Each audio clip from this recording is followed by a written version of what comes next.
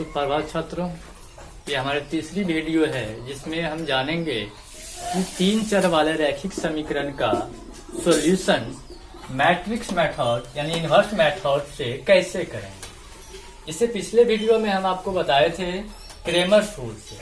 उसमें थोड़ी सी फॉल्ट हुई थी कि ये D1 D2 को जिस तरह से इसमें लिखे हैं उस तरह से लिख दिए थे, पर एक्चुअली में जब आप क्रेमर्स मेथड से बनाएंगे तो ये D1 D2 D3 को बराबर के इधर रखना होता है, पर मैट्रिक्स मेथड में बराबर के उधर रख लीजिए। और हम लोग कंसीडर कर लिए हैं A equal to A1 A2 A3 यानी x y z के कोफिशिएंट मैट्रिक्स फॉर्म में, D equal to D1 D2 D3 x equal to x y z। इस बेसिस पर जो है यहाँ हम इसको इन शॉर्ट फॉर्म में लिख सकते हैं ax इक्वल टू b। अब इसको आपको सॉल्व करने के लिए सबसे पहले शर्त को जानेंगे। तो केस 1 में यदि A जो है नॉन सिंगुलर मैट्रिक्स हो, नॉन सिंगुलर मैट्रिक्स हो, नॉन सिंगुलर मैट्रिक्स होने का तात्पर्य यह हुआ determinant A does not equal to 0। आप ये बातें भली भांति जानते हैं कि जब determinant A does not equal to 0 यानी कि नॉन सिंगुलर मैट्रिक्स हो तो A इनवर्स का अस्तित्व यानी कि A इनवर्स एग्जिस्ट करेगा, जिसका फार्मूला आप ऑलरेडी जानते हैं। A inverse adjoint of A by determinant of A। Adjoint of A कैसे कैलकुलेट करेंगे?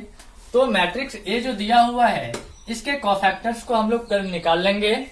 जिस तरह से अगर इसके लिए कोफैक्टर निकाले तो इनको ढकेंगे, ये आपका माइनस होंगे, इसके आधार पर साइन लेंगे और इस तरह से कोफैक्टर्स आपका जो निकलेगा उसका एक नया मैट्रिक्स बनेगा। उस मैट्रिक्स का ट्रांसपोज करेंगे, ट्रांसपोज करने पर आपका एडजॉइंट ऑफ A निकलेगा और तब आप इनवर्स कैलकुलेट कर सकते हैं। तो यहाँ हम लोग जाने कि इनवर्स का अस्तित्व है। हमारा जो इक्वेशंस का फॉर्म है वो मूल फॉर्म ये है कि ax इक्वल टू b। यदि यहाँ पर दोनों तरफ हम लोग a इनवर्स से मल्टीप्लाई कर दे तो a इनवर्स a आपका ये यूनिट मैट्रिक्स होता है। यूनिट मैट्रिक्स आप भली भांति जानते हैं कि जिसका डिटरमिनेंट अगर आप निकाले तो 1 आएगा। x equal to a inverse b।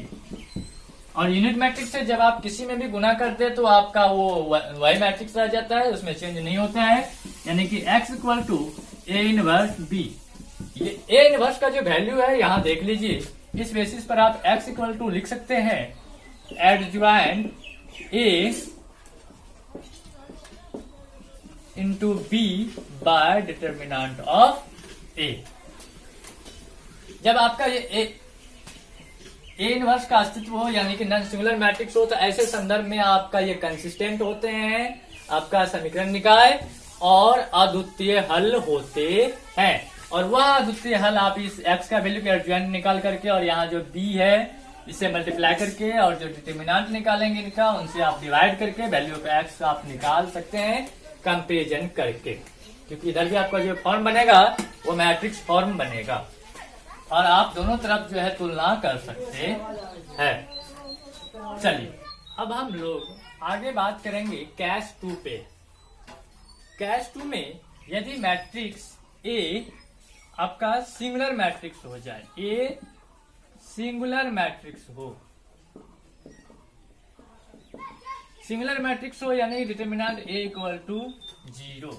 अब जब डिटरमिनेंट A इक्वल टू 0 आप यहाँ डालेंगे तो ये आपका वैल्यू इनफिनाइट हो जाएगा। तो ऐसे संदर्भ में केवल हम लोग कंसीडर करेंगे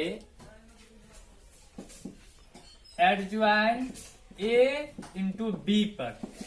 यदि ये 0 के बराबर नहीं हो, एडजॉइंट A इंटू B यदि आपका 0 के बराबर नहीं हो तो निकाय का कोई हल नहीं होगा, सिस्टम का कोई हल नहीं होगा। दूसरा यह है कि यदि एडजॉइंट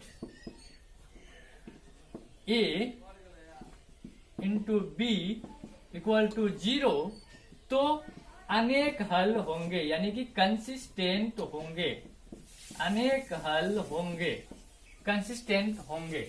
और आपका adjoint A into B does not equal to 0, तो ऐसे संदर्भ में इनकंसिस्टेंट होंगे।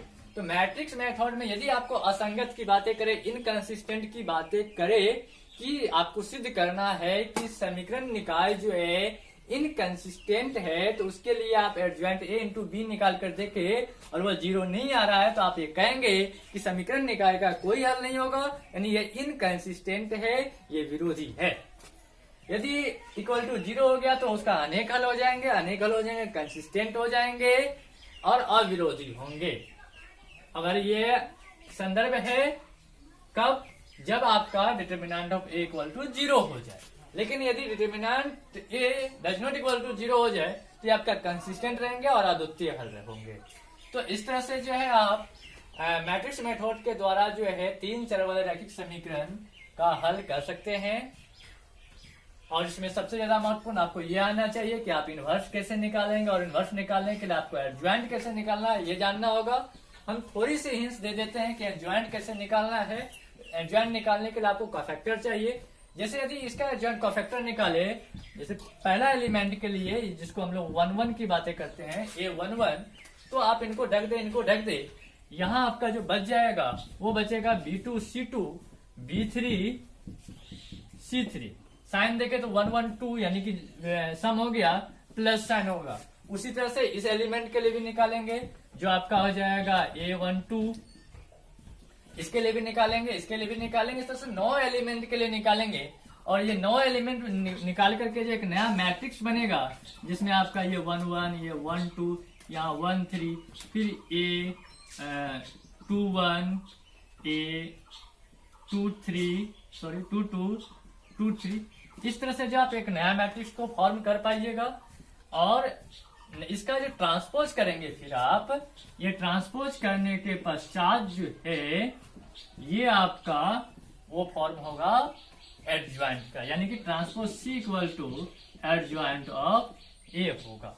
तो आपको कोफैक्टर निकालने भी आना चाहिए और एडजॉइंट A आप यहाँ कैलकुलेट कर लीजिएगा और डिटर्मिनेंट से भाग दीजिएगा तो इनवर्स निकल जाएंगे। उस वैल्यू को पुट करके आप इसका सॉल्यूशन निकाल सकते हैं। यदि आपको समस्या हुई तो अगले वीडियो में हम आपको प्रॉब्लम पर भी काम करके दिखा देंगे। इस वीडियो में इतना ही, आप लोग अभ्यास करें।